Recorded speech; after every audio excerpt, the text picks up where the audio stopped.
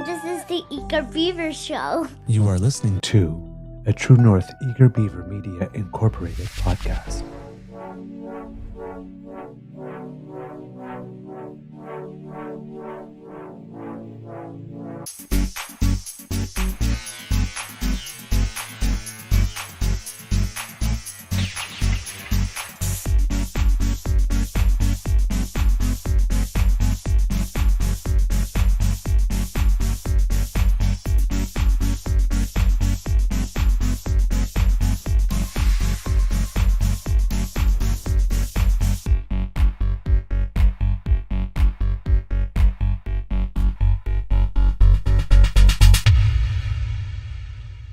The True North Eager Beaver podcasts are proudly brought to you by our founding sponsors, the Misfit Mysteries from Corvid Moon Publishing, your source for science fiction, fantasy, and cozy mysteries featuring a broad diversity of characters. CanadianTarot.com, your uniquely Canadian online eclectic tarot community, and the Peppermaster, hot pepper sauces made from farm-fresh ingredients to thrill your taste buds and expand your mind.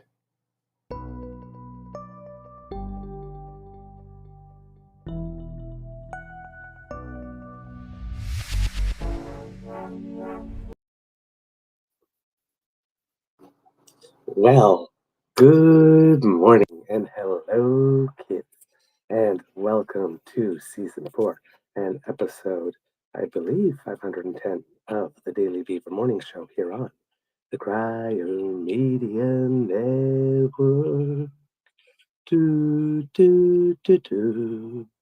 Today, recording day, is Monday, November 11th, 2024, Remembrance Day, and it is a solemn-looking gray day here at the Beaver Lodge. If I look out my window, I am your host, the Eager Beaver, pronouns he, him, hey, Mr. Beaver, eh? And not with me today is my good friend, Mr. Grizzly, of course, because we had to cancel this morning's show originally.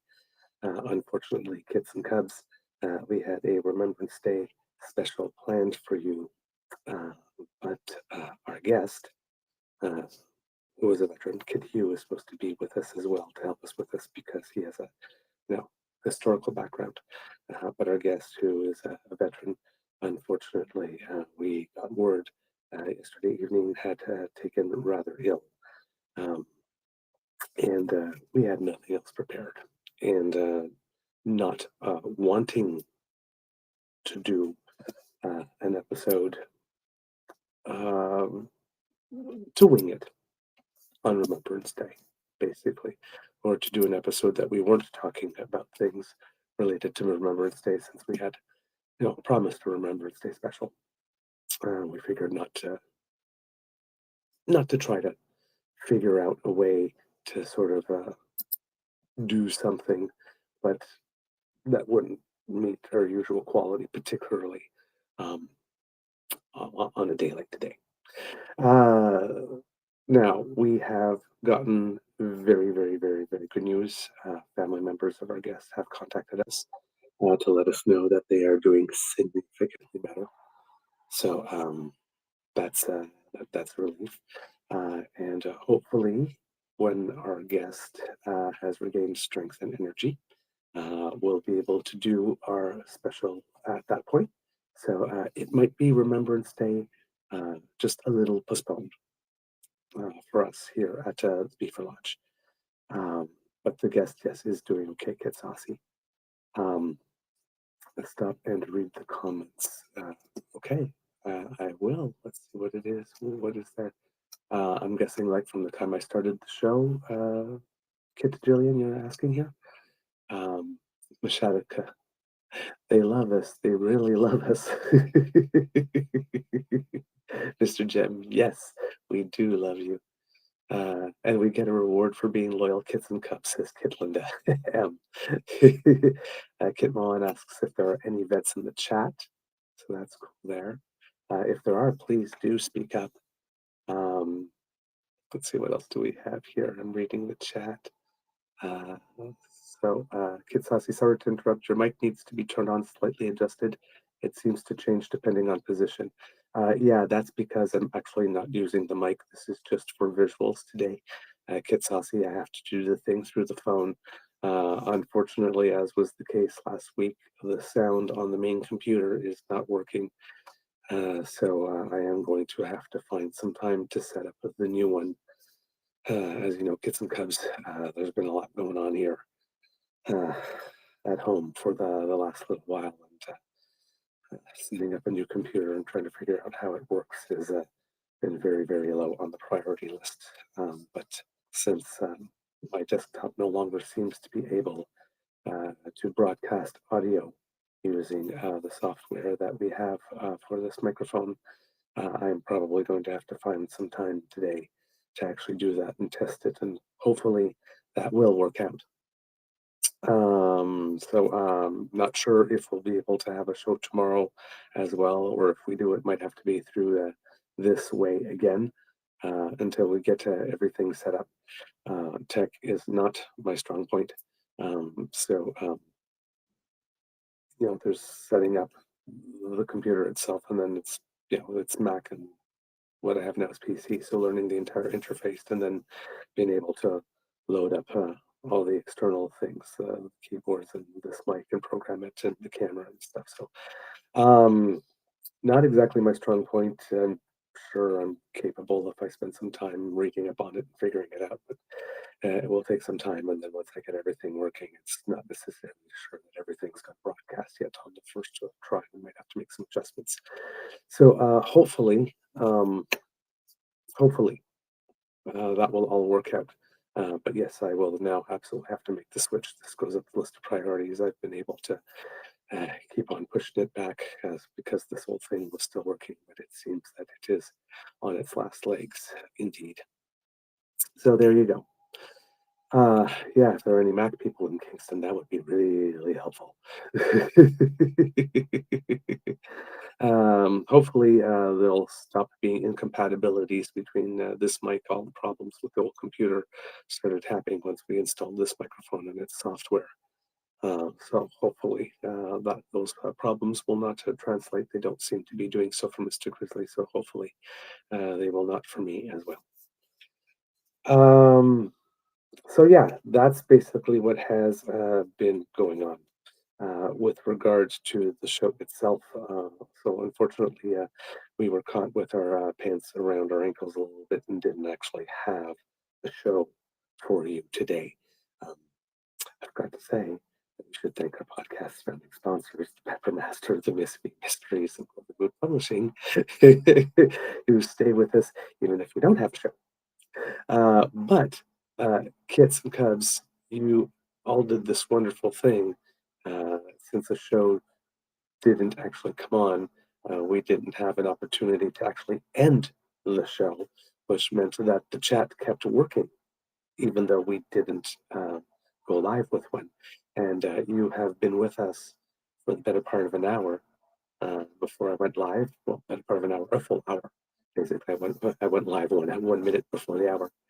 And just chatting with each other and having a good time on this day. And well, that provoked a warm fuzzy. There was some comments there. I think Kit Saucy said, that she would listen to me talk about fog or something like that. And I think there was somebody else, it might be Kit Saucy as well, or some kids that expressed that they might have been having a harder time of late and were looking forward to the distraction. And I know how that feels. If you were watching the pubcast over the course of the weekend, as you know, it's been rather tough over here at the Beaver Lodge as well, and for a sustainable amount of time.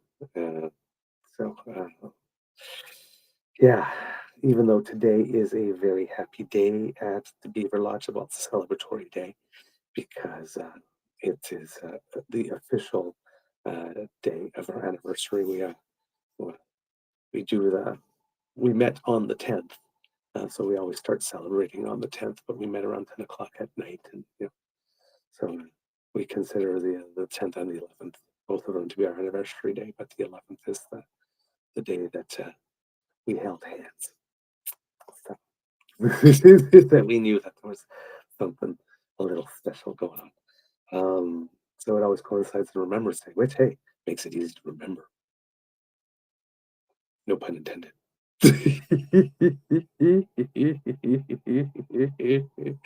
um, so yes, I never have to worry about forgetting my anniversary day because it always falls on a holiday. So there you go. But yeah, it and we have plans. I saw some kids asked whether or not our dinner in Ottawa went well, and it did. We had a beautiful dinner. At first, we were wondering, we were looking at the food come in, going, "That doesn't look like it's going to be enough food for both of us." Uh, it turns out that it was, uh, and we had a just a lovely evening. Beautiful restaurant. If ever you're in Ottawa, it's called Shefali. Um, it's Indian cuisine, probably more from Bengali region of the nation. Uh, but beautiful setting, beautiful ambiance. Our server Ali was just a pure delight. If there's anybody from Shefali watching, you do not pay that young man enough. He deserves praise. Okay. We had a beautiful, lovely evening, um, gorgeous dinner. Uh, and I think I mentioned on the podcast how I was pretty good at being sneaky. Well, turns out this time I didn't have to be sneaky. I managed to go get my sweetie some flowers on a podcast today because he had stepped out to go watch our nephew, Beaver nephew, play at the Ontario Volleyball Association Fall Classic in Ottawa on that day while I was doing the podcast. And so I took a moment to go to a flower store in Ottawa, also Kids and Cubs. Uh, by the way, if you are in Ottawa, this business in Ottawa was really, really unique. Uh, and I thought it was very ingenious, and I hope maybe to one day to have maybe the owner on it. But I think it's called Bloom's Cafe, if I'm not mistaken. Yeah, in Ottawa, or Lux Blooms Flower Cafe. And you look at the front, it's very pink, and there are flowers um, hanging from the store sign. And then you go in, and inside it is very, very pink. Very pink. It's an explosion of pink. It's like Barbie would love it. But it's an actual flower store, so you can buy flowers and all that kind of stuff. But it's also a cafe.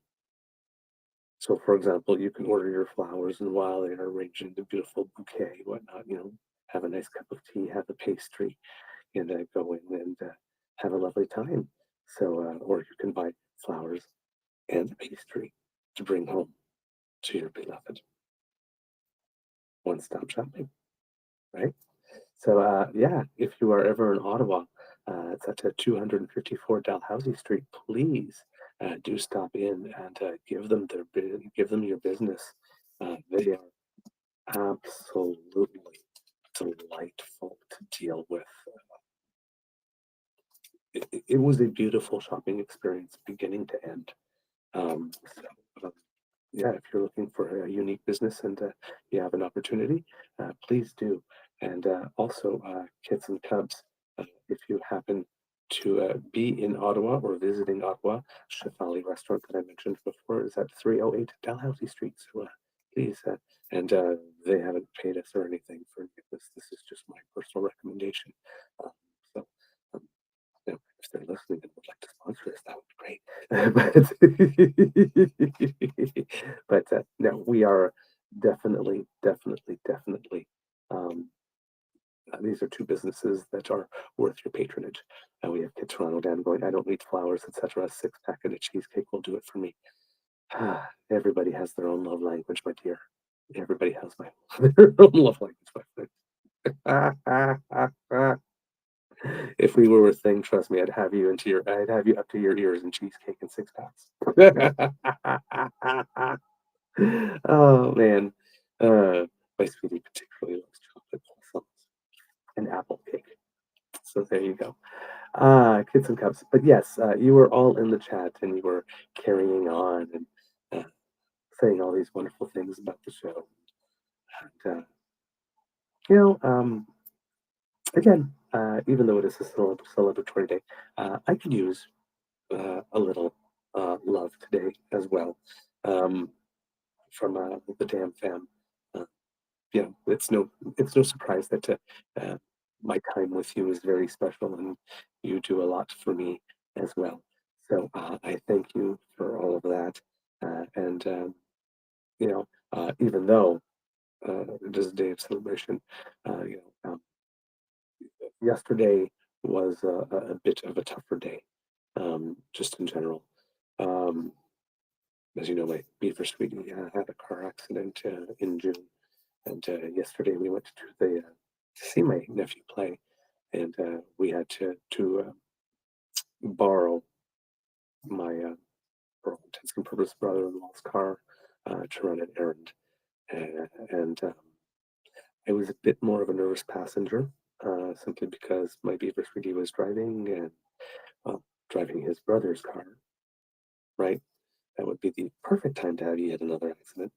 So we were being extra cautious, and unfortunately, we had a couple of people, pedestrians and other vehicles, um, that didn't seem to quite know what it is that they were doing or where it is that they wanted to go or where it is actually in the universe they were actually located. There were a couple of people just meandering in the middle of the street. And yeah, exactly. Kid Carol, a little PTSD. And yeah, people were doing unpredictable things on the road, and that made him nervous. And rather than exercising the option of just stopping and waiting for all the people that were doing predictable things to stop doing unpredictable things, he tried to get out of the situation as quickly as possible. We did not have an accident, uh, but we almost did twice. Uh, Once almost ran into an actual pedestrian because the pedestrians don't come with turn signals on the back of their heads, and they decided that they were changing direction all of a sudden, um, and then changing direction again, then again, and then we almost got clipped from the front twice by cars that were trying to pass, go around us as we were trying to parallel park. So much so that my Beaver sweetie actually like came with sound effects, which really raised the tension for the rest of the for the next little while. So it was a bit of a rougher day yesterday, and we tried to talk it out a bit yesterday after the tournament, after we had got back home, and it wasn't. More time might have been needed before that conversation. So it was rougher as well. All well that did end well. Um, yeah, it was a tougher conversation, but we did get through it, and the evening ultimately ended well. But it was a yeah, it was a rougher day and rougher evening with some good stuff in between. Yeah, Kittle and Diane. Heaven forbid someone wait 3 seconds while you parallel park. It's your words and his voice that I'm hearing right now as I read that. But the good news from the day, other than everything ultimately ended well, the good news for the day is that my Beaver nephew's team, the Venom Cobras, had a very good tournament. It was fall classic. It was under boys. Well, I mean, there were four. There was under 18 boys, under 16 boys, under 18 girls, under 16 girls. So there was a lot of volleyball going on in the EY Center in Ottawa, and it's very echoey, very loud. Whew, but quite exciting. And so many 16-year-olds that are taller than it's unreal how big these kids are these days. Oh my word. Jeez. Um, they're massive uh, and athletic. And it's really weird too because in that age group, there are like people. There are like young men and young ladies who look like young men and young ladies, and there are still people that still have that like that childlike boyish, and they're all intermingled. But all of them are huge. Some of them are just still gangly, and some of them have started to fill out though. You know, so it's a really interesting thing to see. But oh my word, they the level of athleticism is just incredible, and the volunteer support, the parents that are there, they're just I didn't see any incidents of like parents like yelling weird at the refs or just going crazy. Didn't see anything of any parent not being anything but completely supportive. If their child's team lost, um, you know, you know, need water, need food, need this, need that. Every it was just beautiful to see so many like really engaged and involved parents and kids learning all the lessons about sportsmanship and teamwork.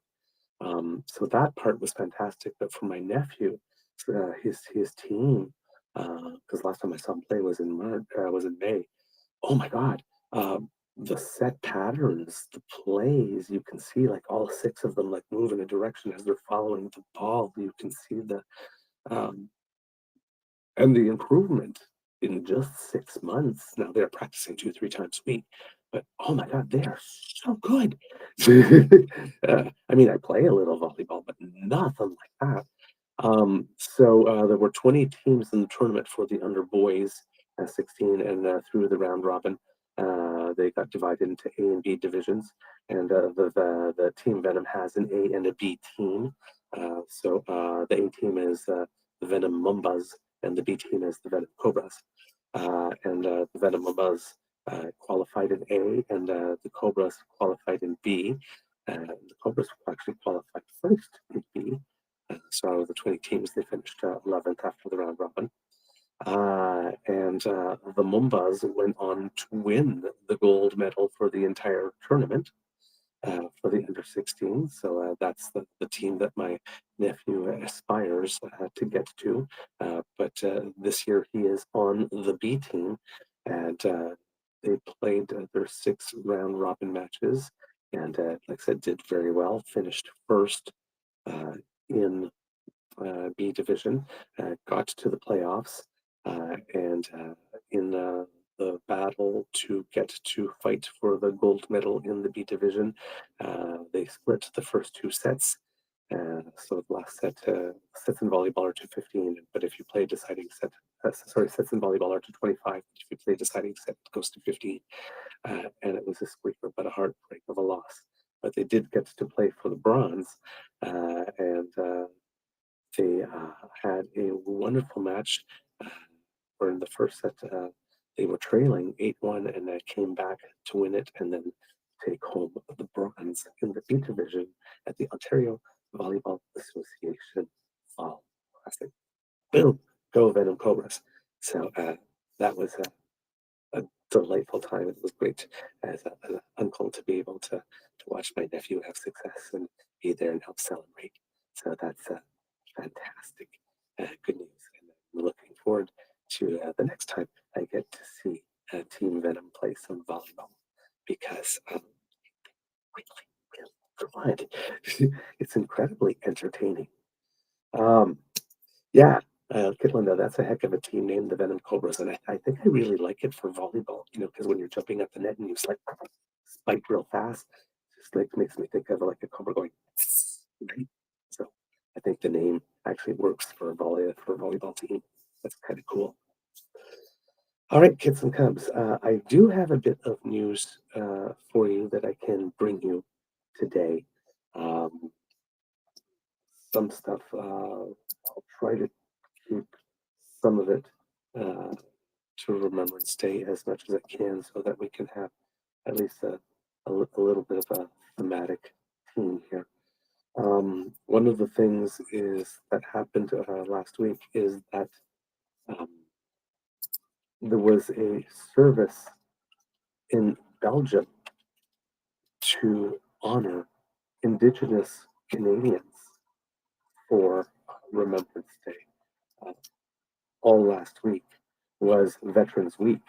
And during that specific week, there was Indigenous Veterans Day taking place as well. And in Belgium, they had a ceremony to honor Indigenous Canadians for their service.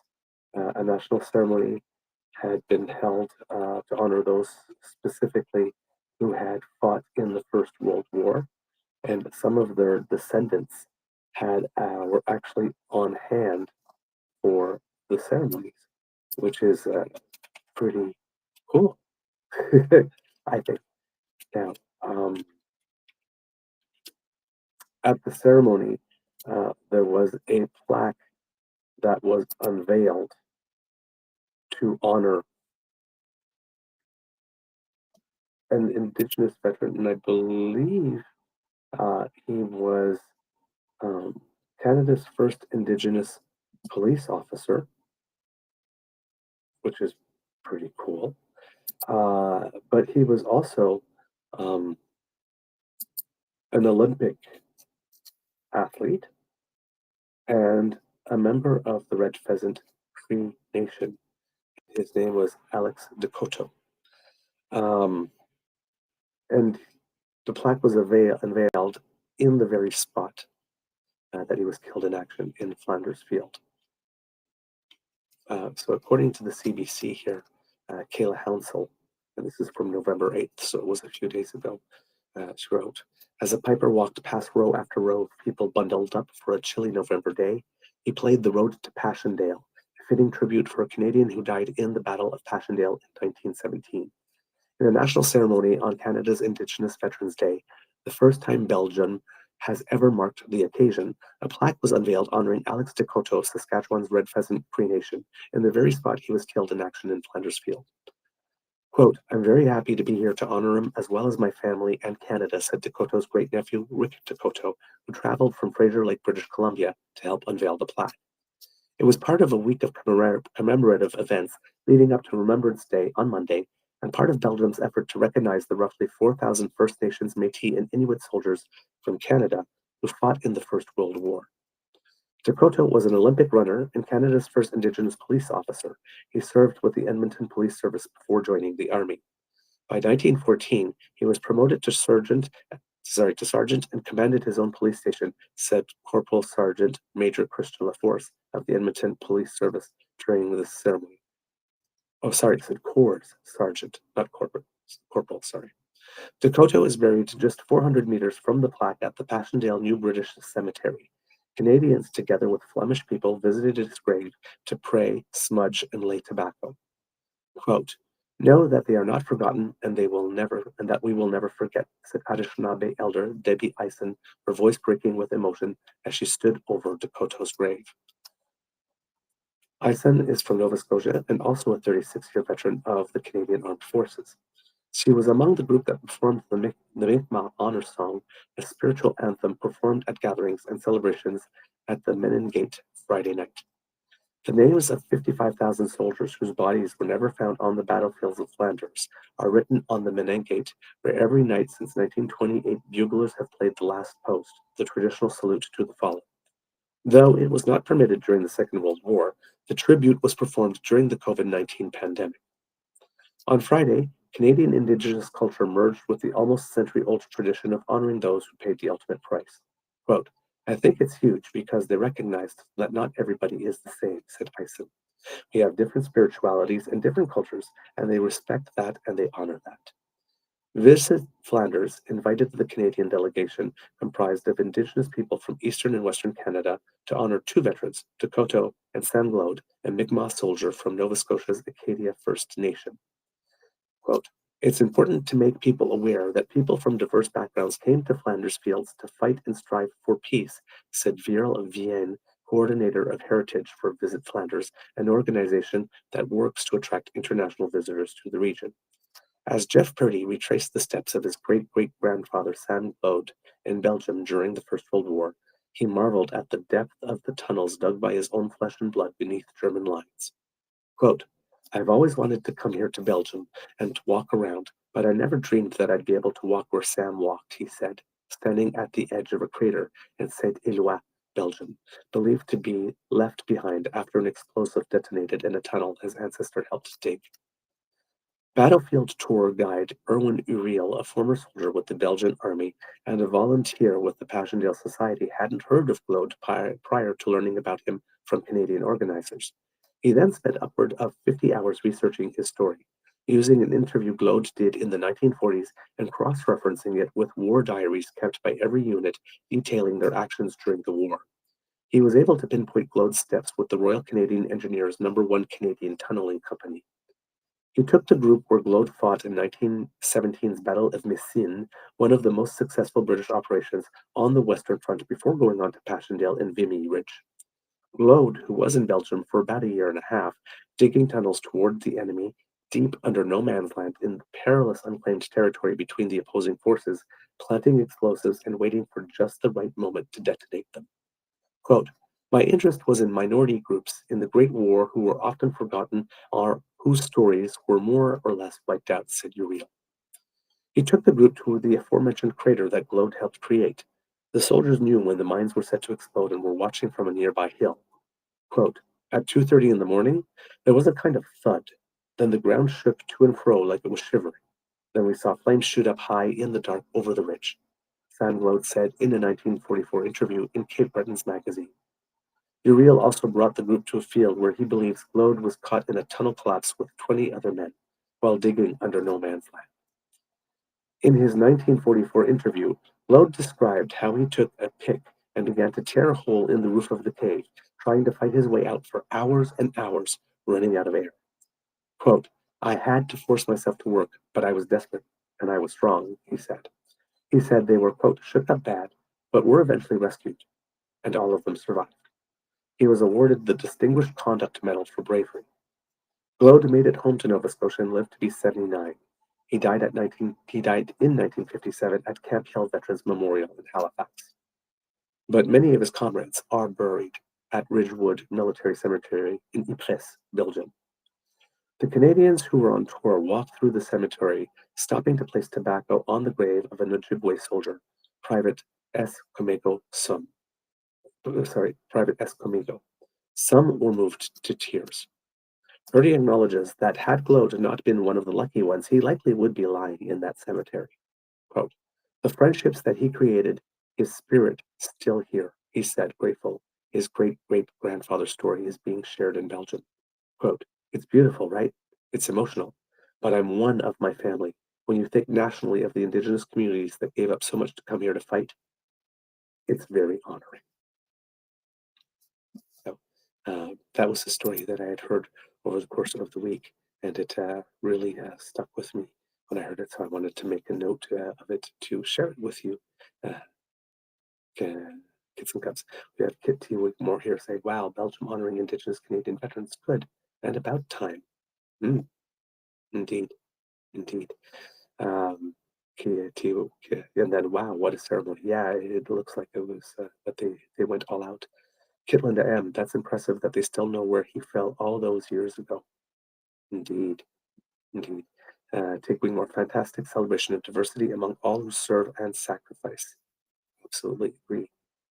I absolutely agree. And then again, Kid Jillian, this is such a good story. Kid Saucy said it's an excellent story as well. And Kid Mohan, indeed, very honoring. Yes. Also, for those who happen to be royal followers, the members of the royal family attended Remembrance Day ceremonies in London on Sunday. It was one of the first events for Catherine, Princess of Wales, after her cancer treatment this year, and it seems that she will be taking on more and more duties in coming weeks and months. A chest infection kept Queen Camilla. Still really weird for me to say. um, yeah, kept Queen Camilla from attending because she was resting at home on doctor's orders. But the commemorations in London were led by King Charles III, who laid the first wreath on the day. In Ontario, in small towns like Almont and Perth, if you happen to be walking through there, you might go through town and be seeing some banners on street poles, lamp posts, and stuff like that. And those, if you look up, you will see images of people and places and times. And that's part of a program that's called the Honoring Our Veterans Banner Program. And it's basically in many small towns. You will see some of them leave them up longer, some of them for shorter periods of time, but you'll see these banners where they have a photograph of a veteran with information as to where and where they served. The town of Perth, for example, has about 365 of them all throughout the town. Almont is another town in Ontario where you would see those, but there are um, many of them. There is a veteran called Tom Nichols, who is who lives in Perth, and he says, I was involved in flying pretty much all the aircraft they had, including supersonic jets, to training aircrafts to the C-130 Hercules. Nichols was a 30-year pilot with the Royal Canadian Air Force, and when he talks about the program, he says, it raised the profile of all the veterans. It's surprising how much goodwill and how many people you will see walking at night pointing up at the banner. That's my proudest moment. So, if you ever are in those small towns, uh, please do take the time uh, to check those out and to have a moment of recognition and thanks for the sacrifice and contribution to the nation. Um, there are other towns like Township of Cavan Monaghan, also another place where you can see them. Uh, Town called Uxbridge is another one. So there are many different places across the province. Um, I'm trying to open up an article here from the Royal Canadian Legion talking about the program so that I can share it with you.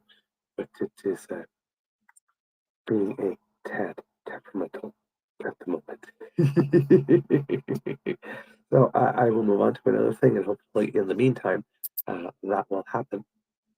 But another story you might be hearing in the news today is of one of a person in Newfoundland and Labrador who goes by the name of Ambrose Lucas. And Ambrose Lucas is a retired decorated combat medic who happened uh, to come to own a British war medal about a decade ago. And he has discovered to whom it was originally awarded, and he is now on a mission to return that medal from the First World War. He's quoted as saying, my intention was to get information about the medal, get information about the owner. Sorry, let me try that again. My intention was to get information about the medal, get information about the owner of the medal, and then hopefully someday find some members of the family and return the medal back to where it belongs. And he says that it is his hope that he will be able to do so personally. So if that happens, that would be just a beautiful moment, I think. There you go. According to the CBC, talking about the Banners program here, it's not the one from the Legion, but Robin Miller reports here. A heartfelt initiative is taking root in some small towns across eastern Ontario where light and hydro poles are being adorned with banners that pay tribute to local veterans. In Almont, 12 new banners now line the street in front of the cenotaph, acting as a visual reminder of the town's history and sacrifice. Quote, I think our veterans are maybe being left in the past, and this just puts them out in front, said Peggy Byrne, who helped start the program. Byrne and an executive at the Almont branch of the Royal Canadian Legion said the interest in the program is growing, and she expects volunteers will hang more banners next year. Families can sponsor a banner for a fee of $300, which covers the cost of printing, hardware, and installation. They're displayed from the third week in September until after Remembrance Day.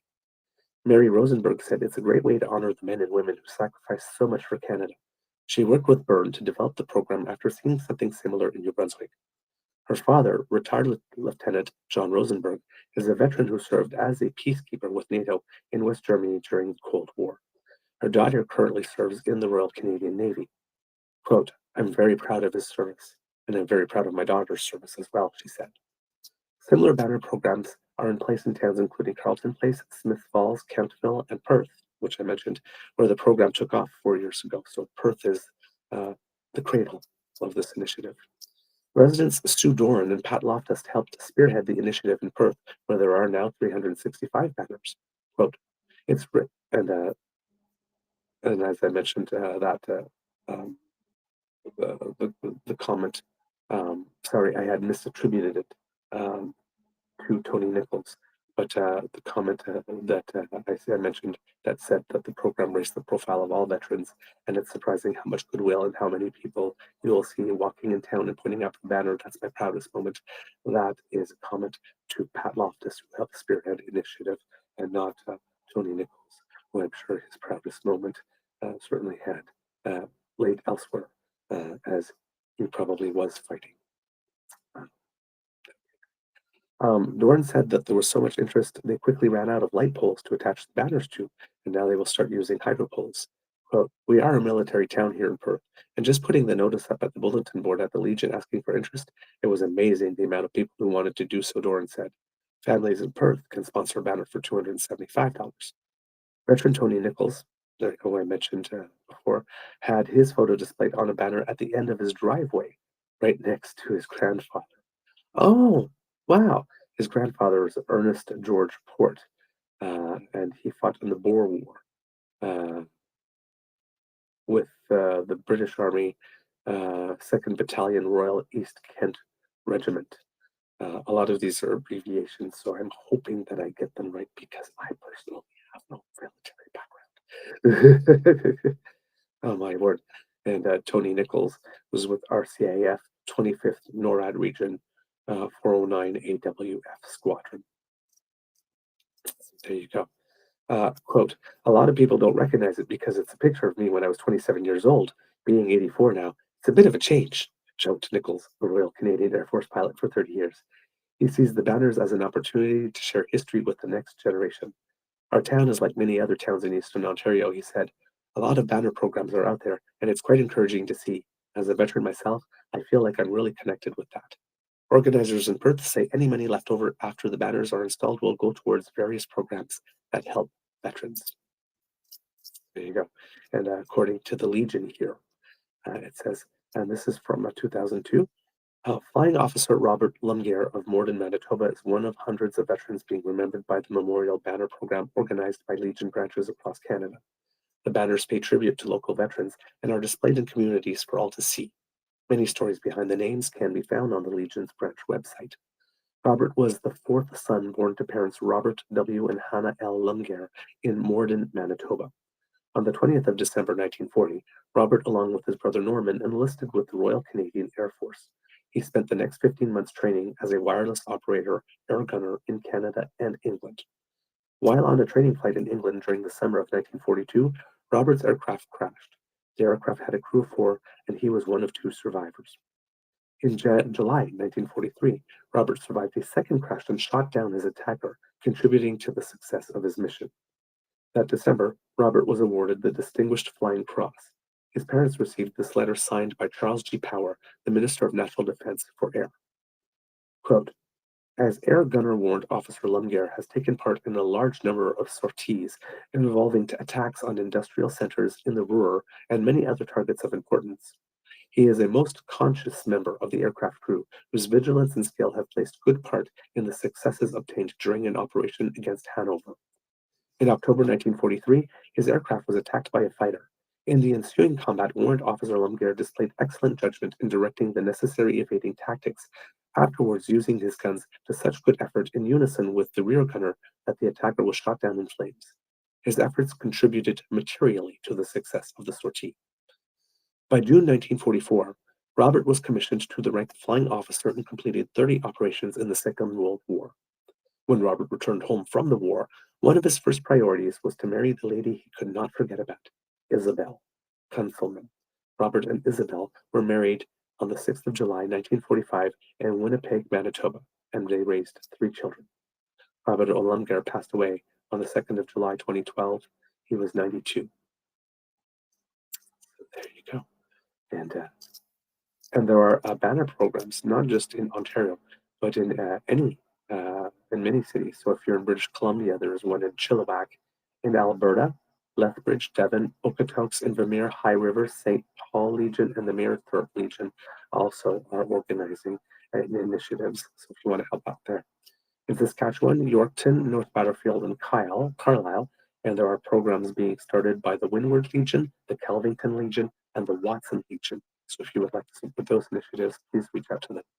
In Manitoba, the Selkirk Legion is looking to join the program. So if you are interested in that, please contact them and let them know that you would like to get a banner. In Ontario, Lethbridge, Perth, Niagara Falls, Sault Ste. Marie, Cadmus, Casing, Hesteller, Burlington, Collingwood, Orillia, Windsor, Niagara Falls, Little Current, Rockville, Petawawa, Clarington, Bancroft, Sault Ste. Marie, Oshawa, New Hamburg, St. Mary's, Tillsonburg, and Port Perry all have programs. And the legions in Mount Forest Legion, the legions in Mount Forest, Goderich, Brockville, Winchester, Bala, Perth, Carleton Place, Toronto, Madoc, Beaverton, Stittsville, Kemptville, and Fenelon Falls also have programs. In Quebec, you can find banners in Saint-Jean-sur-Richelieu, Saguenay, in Beauceville, and in Victoriaville. In New Brunswick, in Shediac, Salisbury, Sackville, and Grand Sault, Grand Falls. And finally, in Nova Scotia, in Yarmouth, Wedgeport and West Pubnico, North Sydney, and Windsor. So there you go. Please take some time if you are in those regions to check out those banners or to contribute to the program if you are able to in any way. That would be much welcome, and I'm sure the members of the Legion would be very, very, very happy to see the community participate in that way. Going back to the chat here, and please, kids and cubs, if you do have some stories of members of your family, whatnot, people that you want to give a shout out to, this would be the time to do so. So please here. Kid Saucy sent me an article from Alex Bowers, so I clicked on that, and I'll see if I can put it into the show there today. Let's see, what else do we have here? Kit Moan saying it's never too late for acknowledgement. That is absolutely true. That is absolutely true. I agree. Kit Saucy, the royal family may want to look at themselves and how they could change things in the world should they reconcile with Harry and Meghan, why it shouldn't affect the world it has. Yeah, great comment here. Kit Cassie, our rural towns have lamppost banners of local veterans and their service up around main streets. Good, nice to know that that's happening in Manitoba. Kid Jillian says, I've seen them in Barrie and Orillia. That's good. Good stuff there. Let's see, what else do we have here? Kid Tabby G, I really like the banners, faces to names. Indeed. I agree that's really yep, putting the faces to the names. It brings the history to life, right? Let's see what else we have. Kit Moan, all the young men who never got a chance at life. Yes, some tears here. Kit Lindam, my husband still has his father's uniform ribbons from World War II. They were in an envelope and I mounted them and put them in a scrapbook for him. What a kind thing. That's wonderful. Huh. Nice. Nice move. Very thoughtful, Kit Linda. That's beautiful. Kid Saucy, my friend neighbor who has been invaluable to me that past week. Both her parents served in Afghanistan. Both have severe PTSD. Indeed. Kid Toronto Dan, I come from a serving family. Everyone besides myself served our country on one level or another. This is another reason why I do what I do without regard to myself. Thank you to those who served. Kid Cassie, I have the photo album from my grandpa's World War II naval service. He knew a photographer who was on the landing craft on D-Day and received copies. Huh. Okay, nothing to do with stories, but Kid Christian gives a recommendation, says the hot walk of birth has ridiculously amazing Asian cuisine, by the way. So we were talking about some food earlier, so I figured I would slip that in. Since we're making recommendations, right? Miss Shadika says, I found out recently that my great-great-grandfather on my grandmother's side died in World War II. My family is weird about family history. I never knew much. My nanny is sharing more now. Ah, that is fantastic. Lovely. I'm glad that your family is talking more. Please ask questions. This is the time to do it. Kid Sassy. My mother was in the military. I was not keen on joining. It probably would have been good for me in some ways, but when the path, yes, chaotic, the path of chaotic growth, indeed. Kit Toronto Dan. My mom served on the Toronto Police Service from 1985 to 2017. Good morning, Kit, Miss Patty. Big kisses to you. Thank you. Um, let's see, what else do we have here? Bum, bum, bum, bum, bum, bum, bum, bum, bum, bum, bum, bum, bum. Ah, Mr. Jim, my grandfather, George Guernsey, was a private in the Hastings and Prince Edward Regiment in World War II. My uncle Herbert Johnston was RSM of the 1st Battalion of PPCLI. So I'm guessing that's Princess Patricia's some Canadian Light Infantry, enlisted in 1944. Please tell me if I got that wrong. And I'm not sure what RSM is. If you could say that, give us more details then, Mr. Jim. RSM doesn't come to me at all as what it might stand for. Miss Shadika. And my great grandfather, who I grew up around, was a chef in the war for Hungary before they left to come to Canada. Well, hey, how about that? And that's true, given that we're Canadians and we're such a diverse country, there are probably many of you that have people that have served for other nations that are not Canada somewhere along the way. Kitrano Dan. My grandfather and great uncle were in World War II. Great uncle was a prisoner of war for 5 years. He lived to tell the stories. Ooh, wow. Kid P and say bio. I don't know who's talking about. If he's talking about Wilf here, but he says Wilf and a Dutch woman raised 8 in Vancouver after we liberated the Netherlands. Let's see what else. Boom, boom. Kit Carol, Nona. Bless all those who have served and gave us the freedom we have today. And she gives them flowers. Kit Jillian, yes, your poem. I'm trying to see. Unfortunately, it has scrolled down uh, too far in the chat, and I took screen caps of it on the phone, but that's what I'm broadcasting, so I can't look at it right now. If you would care to send it again, if you would like me to read it in, if not, I would save it for when we do reschedule our show with our guest and read it in there. But if you would like me to read it today, please do put it back here in the chat, and I will. I'm so sorry. That the chat only holds a certain amount of conversations before some of it disappears. And the kids today have been very, very talkative, for which I'm very, very grateful. Linda M. My brother was a Marine and served tours in Vietnam. He had nightmares for decades afterwards. Yes. Mr. Jim, my father, Donald Johnston, was in the RCAF, Royal Canadian Air Force, for 30 years. Wow. Kit Carroll says that the posts on Twitter today are great. Cool. Kit Linda M. We need to remember that these were people and not just numbers. Absolutely. Kid Saucy. Alex Bowers recently came here from the UK. He writes for the Legion magazine. He's looking for a permanent place to live in Nova Scotia should everything work out with immigration. He's a great follow. Then I will be following that. Your recommendation, Kit Saucy. Once we end the show, I will go find him and give that his profile a click on the follow button. Kit Cassie says, my granddad signed up for the Royal Canadian Air Force, but was transferred to the Navy like a lot of Prairie Boy volunteers to fill the ranks. Imagine landlocked boys, farm boys at sea. Oh, man. Kit Moan says, thank you for your service, Christian. Oh, Jillian, my uncle was awarded the Victoria Cross. He was a pilot in the RCAF. There you go. That as well. Let's see, what else do we have? Wow, you kids are really contributing today. Thank you so much. That definitely makes things easier for me today. Kit Tom goes, went out for a walk, came back, and my computer is talking to me in Doug's voice. Welcome back, sir. Welcome back, sir. Glad you can join us. Mr. Jim, SM, RSM, Sergeant Major is the rank, Regimental Sergeant Major is the position. So there you go. Thank you so much for clarifying that.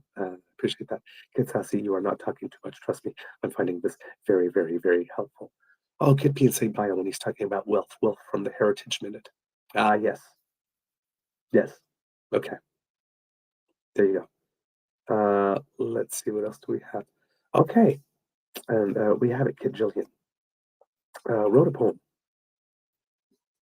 And I was very moved by it, actually. And I asked her on the chat before we went live whether or not she would grant me permission to read it. And she has said yes. So she is sending it right now as we speak. And I will wait till a couple more of them come in, just so I don't read faster than Kid Jillian can either copy or paste or type all over again. All right, let's see what else do we have here. Mr. Jim says, call the names. Kit Christian goes, my RSM was a warrant officer. There you go. All right. So this is from Kit Jillian. Ponder here the essence of evil. Beguiling and, sorry, let me try that again. Ponder here the essence of evil. Beguiling and pervasive, cloaking its malign purpose in the guise of mundane lives, striving for purity, adherents plot to foment strife. Pitching its ideology, their audience becomes complicit in convincing us they are just like you and me. They cloak their zeal with earnest pleas for the preservation of their kind, phrases that carefully imprint their message upon others of like mind. Cinematic dramas, enacting battles long since won, employ percussive fanfares, drumbeats warn. Danger comes. Grim tales of past purges bear witness and rebuke us. This way evil takes control. See, it happens once again. Unwitting, we are blind, impervious to dissuasion. It is not too late to cast off our complacency. We must accept that malice has taken root. It festers everywhere. Lest we forget, our solemn pledge will not suffice if we fail to take a stand against the rot. Democracy demands constant vigilance, participation. We must expose the machinations of supremacy's last stand, lay bare their fallacies, let's spread healing throughout the land.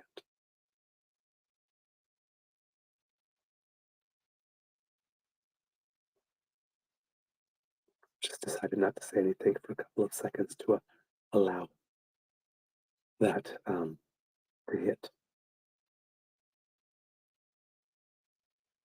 Thank you so much, Kit Jillian, for those words, and I hope that my reading did them justice, and that you are pleased.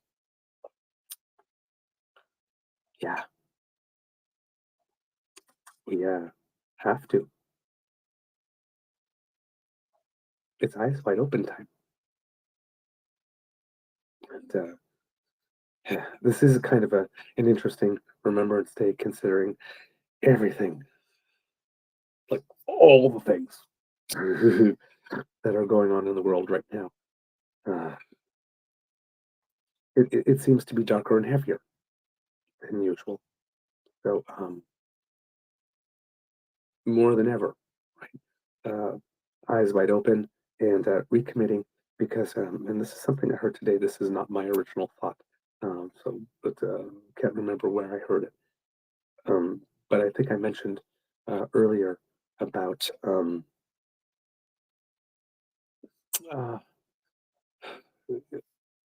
when authoritarianism appears to be around the corner. the importance of not signaling in advance that you are going to obey. You are not obeying in advance. If I remember correctly, you know what? I think I remember where I may have seen this. I think it may have not been something I heard, but something I read. And if that's the case, I actually might be able to find it. Um, but it's about the importance of not capitulating in advance, not letting the people who seek the power and seek the power over you to know that they don't even have to put up a fight to get it, that you're just going to roll over before. We're not supposed to make it easy for them, right? So always, always beware of those who are very quick and very, very eager to comply, particularly in the face of authoritarianism. It's it's not time to send the signal already that you've given up. That's not helpful. It doesn't help anyone.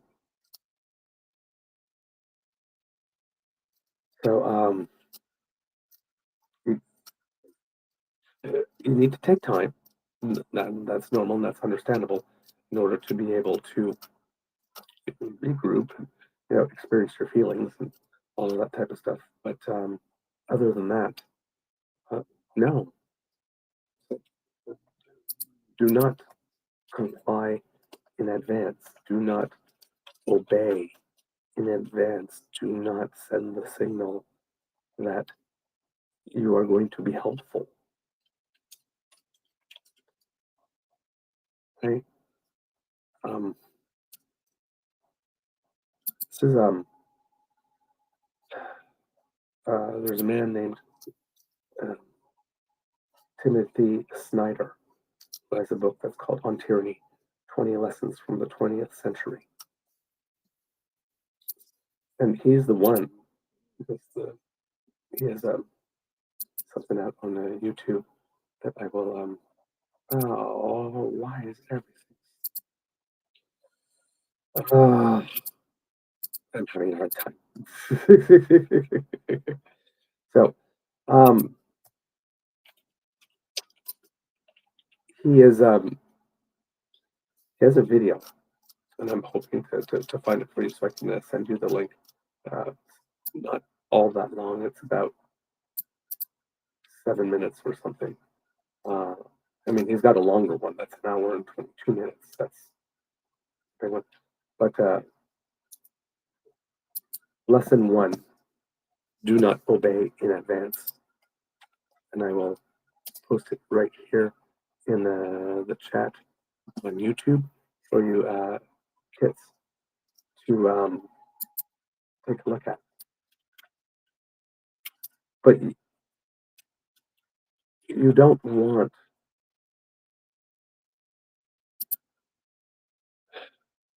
so just always beware of those that are taking the position. This is inevitable, so we might as well make the best of it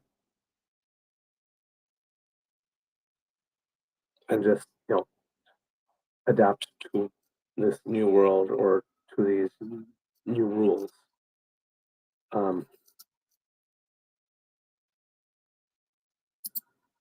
Right?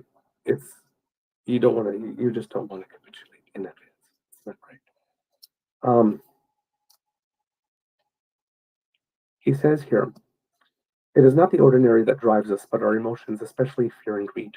To focus such drives, we look to leaders who often manipulate these emotions and our tribal instincts to harness against us some demonized other, like the Jew for the Nazis, or the Rwandan Tutsi for the Hutus, or people of color for the white supremacists.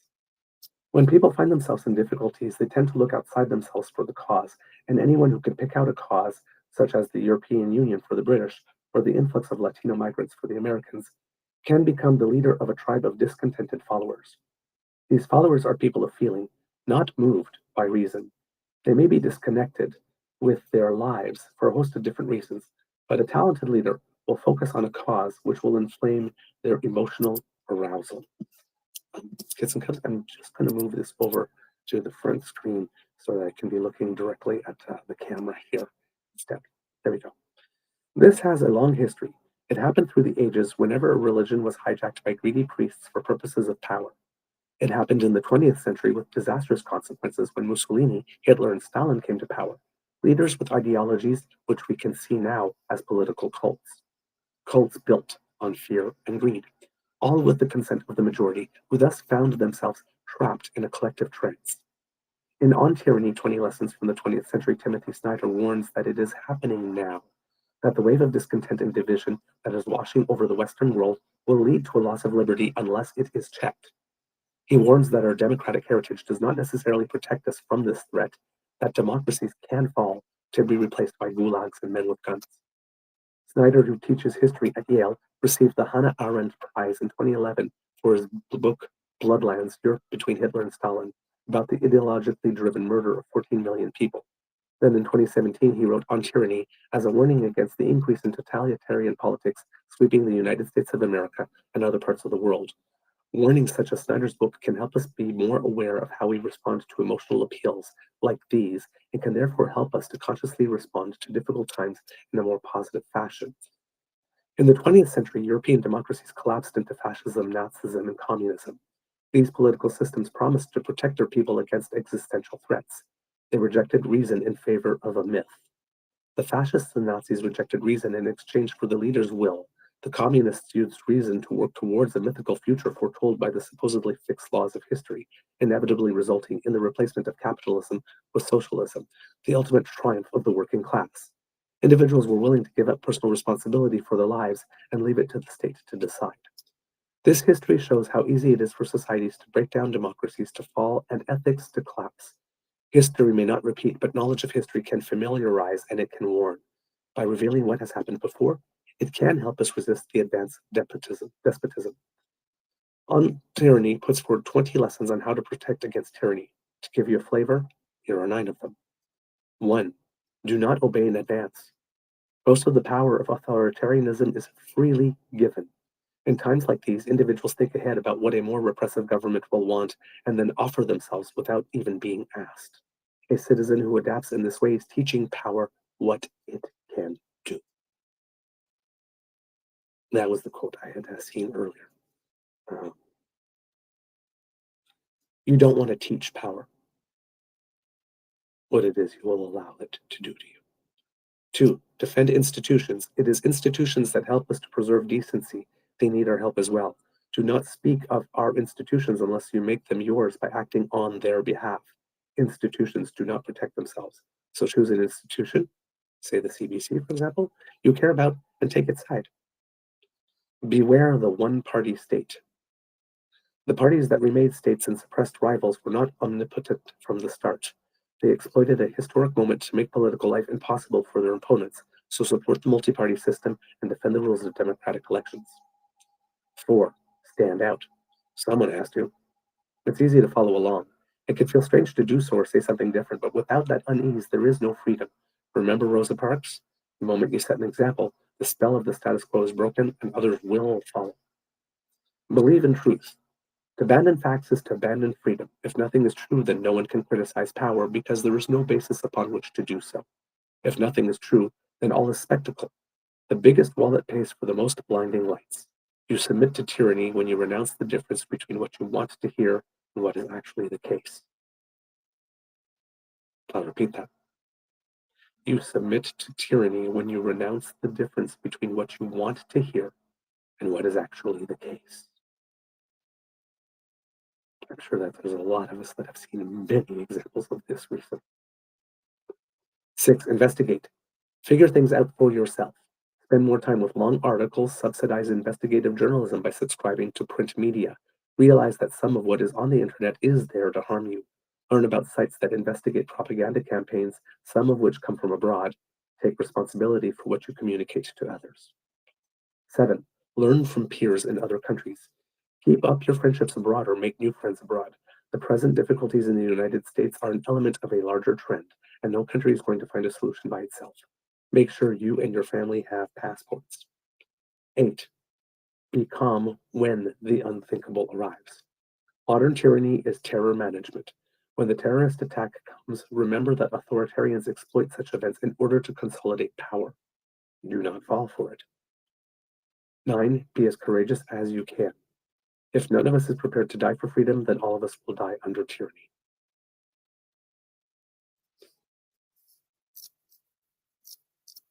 Dang.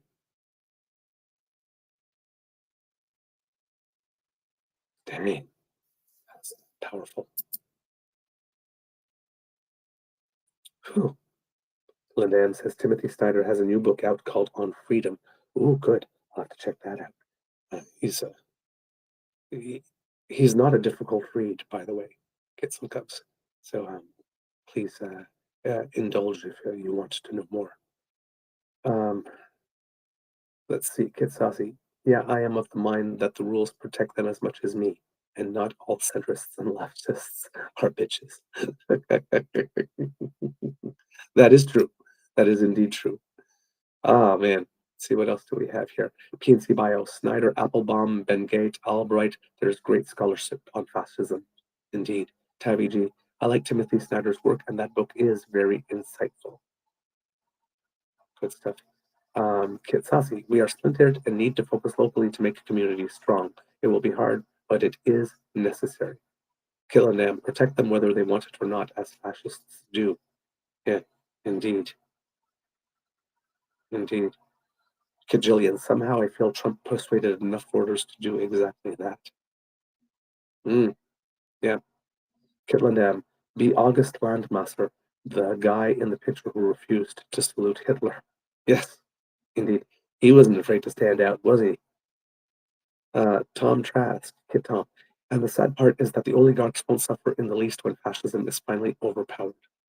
Indeed. Kit, playing with 3D, did agree that certain things I was mentioning that did indeed sound familiar and pertinent. Kit Lori Sue, what a country permits, it promotes. That could not be more glaringly clearly obvious now in the US. Kit Pince by Umberto Eco. Fascism is a powerful, yes. Umberto, we refer to it often, his 14-point checklist. And Eco grew up in Mussolini's Italy. So thank you for mentioning that, PNC Bio. That's true. Let's see, what else do we have here? Okay, that's pretty cool. All the kids. Right, good. I got all the kids stuff in here. All right, I believe I might have one more thing. Do I? No, I do not, I believe. All right, so I think that's all I have for today, kids. I'll just take a little look through the iPolitics thing. Oh yes, absolutely. Should give you a little rundown on some of the things that are scheduled today officially, because I mean, it doesn't need a political show. It would be some political events. Hold on, kids and cups for a second while I clear my throat. Oh well. I was trying to press the cough button, but I think you guys got the last little bit of that, unfortunately. So, according to, whoops. Oh, don't give me a video. I can't do anything with a video.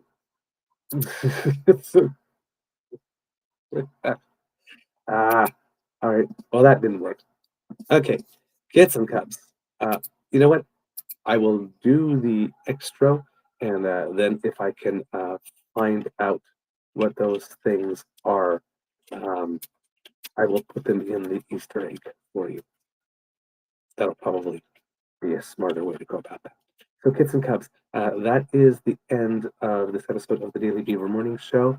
We hope that you loved listening to us because we enjoyed making this for you. Remember, sharing is caring and word of mouth is priceless.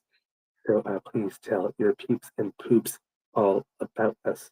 Now, if you would like to support us by, for example, not wanting to miss a single episode, well, you don't have to, thanks to the Ray Girl, because the Ray Girl has sponsored our pod page, podpage.com/ the true North Eager Beaver, lowercase letters with a hyphen between each one of those words. And if you go there or click the QR code, scan the QR code, I should say, that has just appeared on the screen. If you go there, you will find the subscribe button. And if you click that, when we have something fresh off the bandwidth, it comes directly to you. No fuss, no muss, almost like magic. Now, if you would like to help us and support us in other ways, kids and cubs, then you need to make like Kit Elaine and surf yourself on down to the True North Eager Beaver Media Incorporated YouTube page where you will find our buttons like, share, and subscribe. Please click them. Please click them because that makes us very happy when you do. Thank you so much for that. And if you would like to help us in other ways, for example, by helping us to underwrite the financial costs that we incur in bringing this show to you, then we would be very grateful for your support and encouragement. And you can do that by going to our coffee page. You can scan the QR code that just appeared there, or you could go to coffee, ko-fi.com/eagerbeaver, lowercase letters, all in one word. And if you leave us a little something there, it goes to the Beaver Lodge's Emergency Hydration Fund, where it keeps your favorite creators nice and moist so that we can bring this show to you 5 days a week and with a couple of extra specials now and then too, right? So if you wanted to encourage us and help us out, please leave a little something there. We are very grateful for everything that you're able to contribute. Now, please, kids and cubs, if you are not able to contribute a thing, please do not worry. That does not matter because the gift of your participation and the gift of your attention is the one that we cherish the most. And we love to hear from you. So please write to us at truenortheagerbeaver@gmail.com, on our Twitter feed at TrueEager, our Facebook page, True North Eager Beaver, or if you happen to be listening on YouTube, leave us some comments here, right down below. Thank you so much. I would like that very much. And that Mr. Jim here says that he smashed the button before I showed up today. Aren't you an eager beaver? Mr. Jim says, thank you for the bonus content. Thank you so much. It's actually you guys, got me to come because you were saying such lovely things. So I figured I could probably scramble a few things together. Not as smooth as our usual shows, but hopefully, Kids and Cubs, still a good show for you. So thank you so much. I appreciate it very much. You guys have made me feel very, very, very good today. So I appreciate it. All right, where was I in the intro? Yeah, so coffee is where you can support us. Coffee, ko-fi.com/eagerbeaver, lowercase letters, all in one word. Because democracy is something that you do if you live in Nova Scotia, kids and cubs. Yeah, you have a provincial election going on, so please research your candidates. If there's one that you like and you particularly want to support, do some phone banking, knock on some doors, stuff some envelopes, that type of stuff. Please let it be known that you are willing to help. If Elections Nova Scotia happens to be looking for some polling station workers, please let them know that you might be interested. It's something everybody should do at least once in their life to see the democratic process in action. It's a really great day. It's a long day, but it's a great day. And you end the day feeling very, very, very, very good about yourself. So please have a look into that. Right? We haven't been able to talk too much about the issues in that one election, but hopefully we'll be able to get more to that during this week. I've been trying to follow some stuff, but it's been relatively uneventful, except for the first day where there's some weird stuff. Some people made some. There's some images with people who had made some very questionable and objectionable sartorial choices. We'll just say that's about the biggest issue that I've seen coming out of it. But I know that there's more stuff. Oh yes, one of the members of the NDP party made some comments that were not well received about the whole thing in Israel and Palestine, and the party has accepted that candidate's resignation, and as the nomination deadline has passed, the party will not be able to replace the candidate in that electoral district, but I think it's still going to be done in time enough to alert Elections Canada so the name can be removed off the ballot, I think. But I'll have that more on that tomorrow, and, over the coming weeks and stuff. But we haven't forgotten about the Nova Scotia elections. There's just so much going on. Kit Saucy says, working at a polling station is quite fun. Bring good shoes and a decent lunch. Indeed. Indeed. Indeed. And Miss Shadika, thank you, Douglas. Even though I missed the latter half, lots going on today for Monday. And what a weird morning. It has been a very, very weird morning.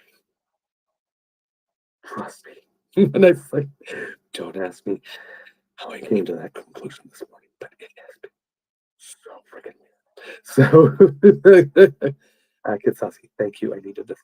I'm glad to help. I needed this too. Kid Jim. It's not about smooth, it's about family. You know what? I think I'm going to take that one to heart, Kid Jim. I think I'm going to take that one to heart. You're right. It's not about smooth. It is about family. I agree. All right. Democracy is something that you do. I did that part. Words of wisdom. Ah, boy. I don't have much today, to be totally honest. Words of wisdom. These are probably more for myself.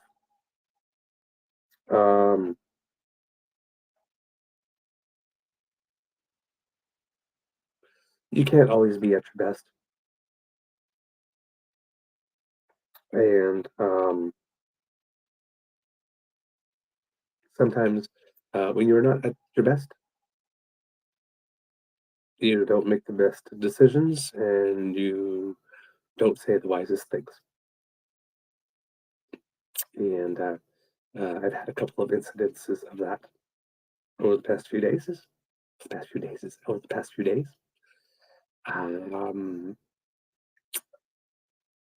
And I am thinking about how to do better. So, if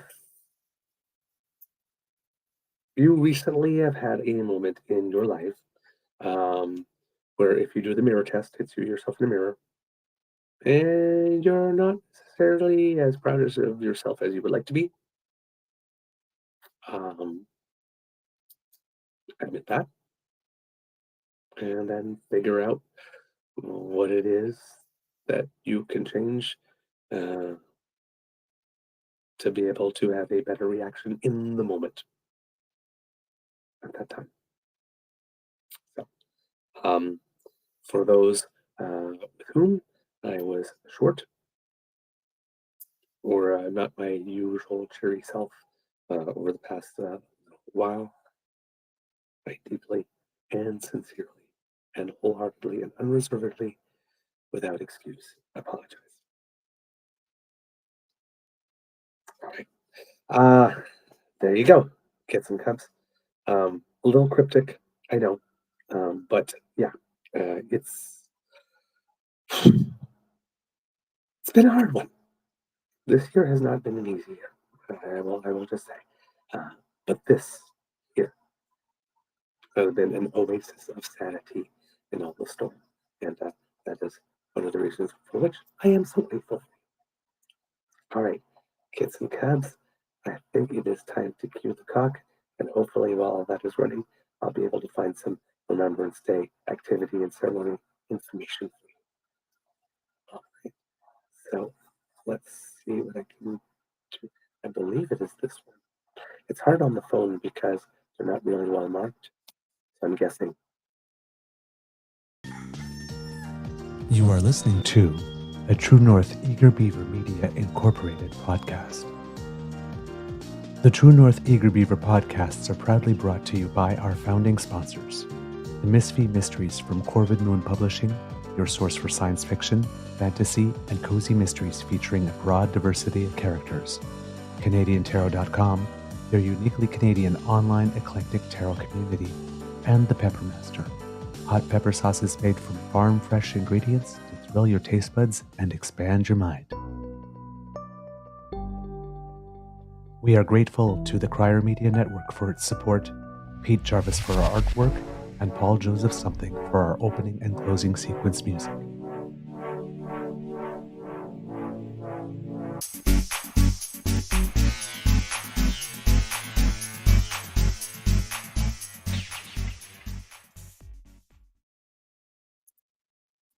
All right, kids and cubs. I think I have managed to find a few things.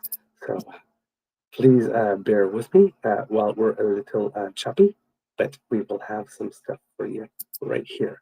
According to the Winnipeg Sun, hosted by the Joint Veterans Association of Manitoba, the largest ceremony in the province will be held at the RBC Convention Centre with doors open at 9:30 a.m. The ceremony begins at 10:40 a.m. and is expected to end at about 12:30 p.m. The Royal Winnipeg Rifle Service takes place at Vimy Ridge Memorial Park off Portage Avenue, I should say, sorry. That's the French in me again. I remembered Portage Avenue.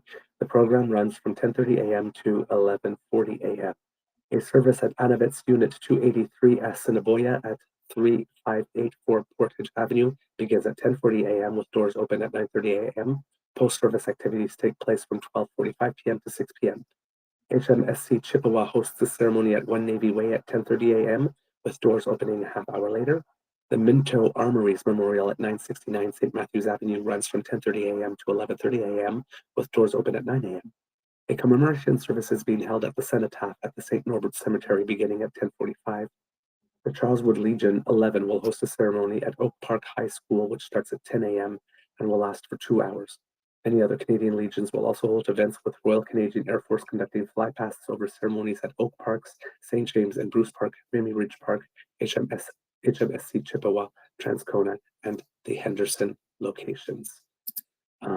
If you are in Edmonton, the City Hall service will be held in the City Room starting at 10 a.m. and will be led by the commanding officer of the Loyal Edmonton Regiment.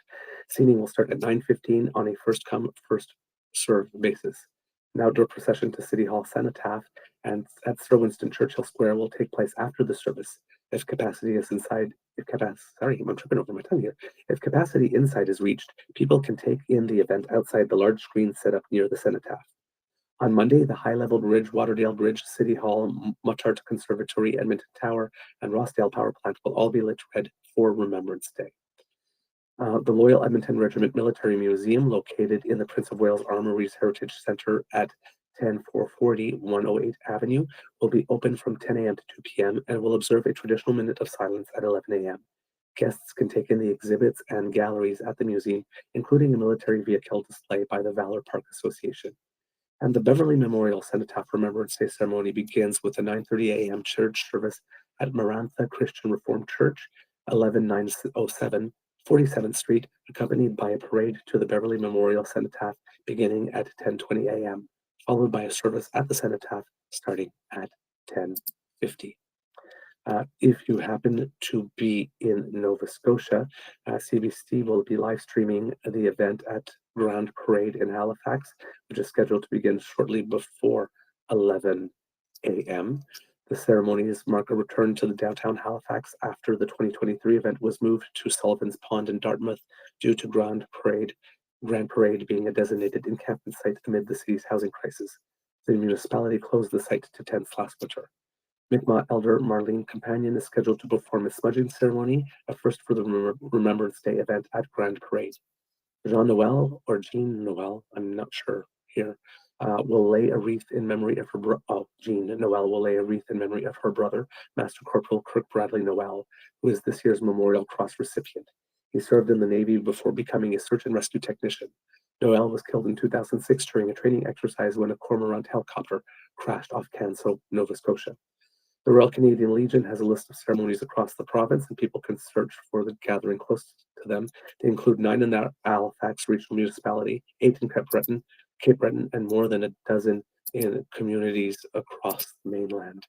And since they suggested here, I am going to take a moment, kits and cubs, and see if there's anything in that list that I can add to the program here for you.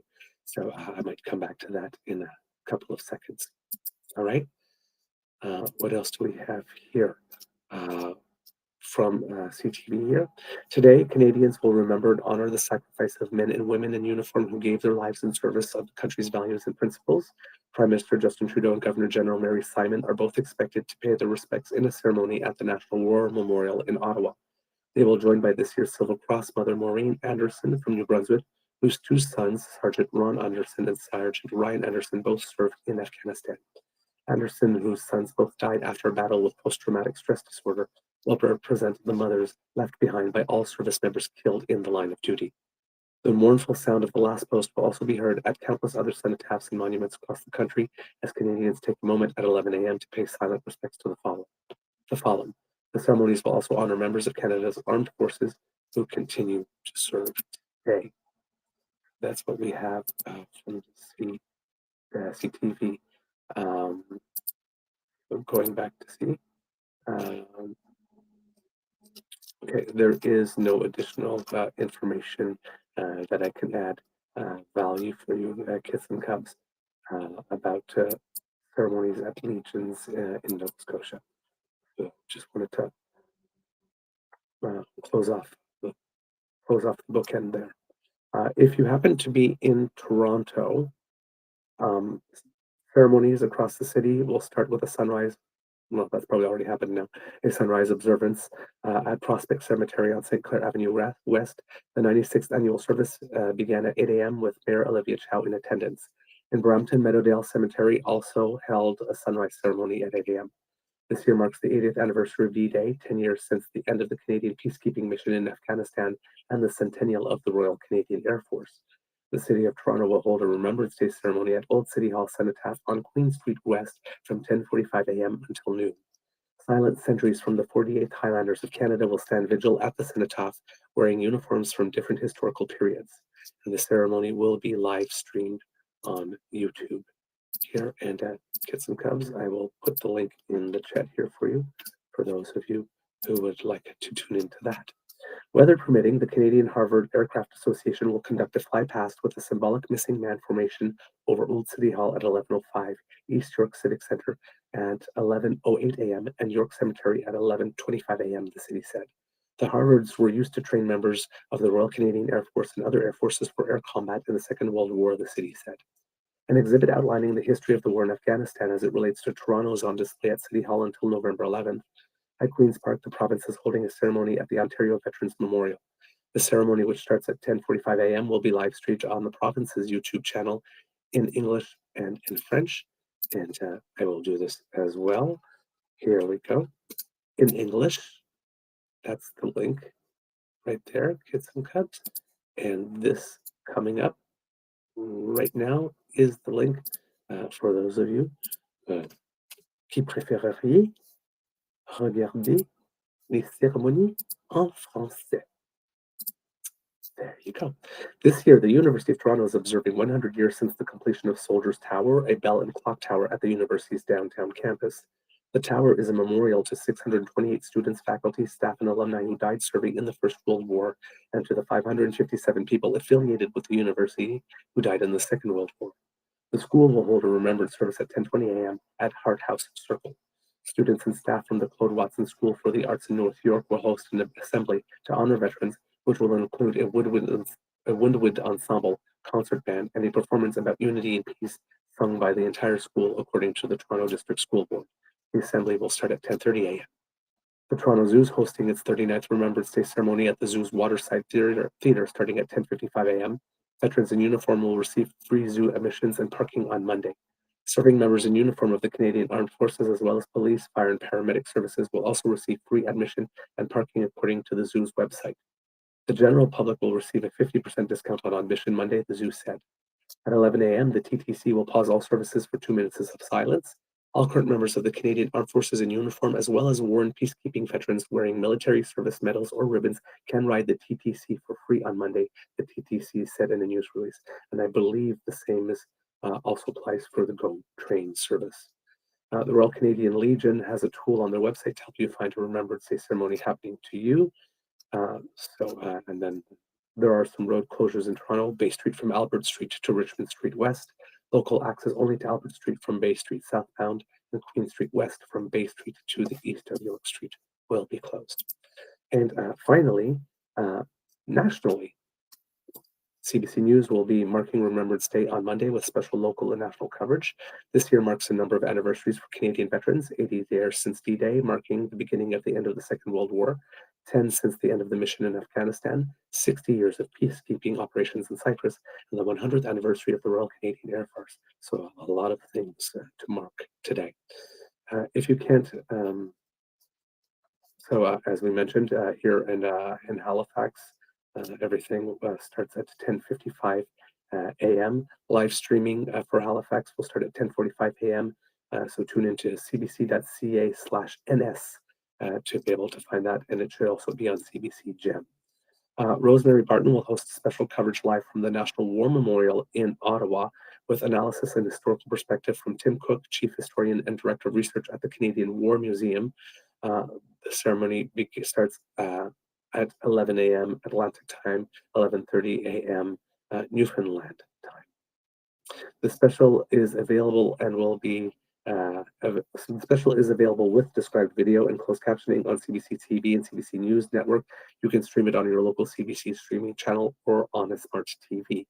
Online, you can find CBC News live coverage of the ceremony on GEM News Explorer, the CBC News app, cbcnews.ca, CBC News on YouTube and TikTok, and you can also stream the special on your local CBC streaming channel on a smart TV. If you're listening to the radio, join the current Matt Galloway and World Report host Marcia Young as they host the Remembrance Day ceremony live beginning at 10:55 a.m. Eastern Time, 11:55 a.m. Atlantic, and 12:25 Newfoundland and Labrador. I do not know why they're giving only times for eastward, but there you go.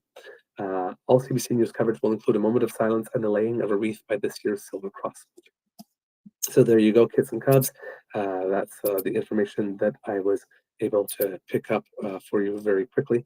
And then again, for those wondering, I'm not sure if this is information only for Ontario or for Canada, but because it's Remembrance Day and there are events going on, but there's a lot of things that are also closed today.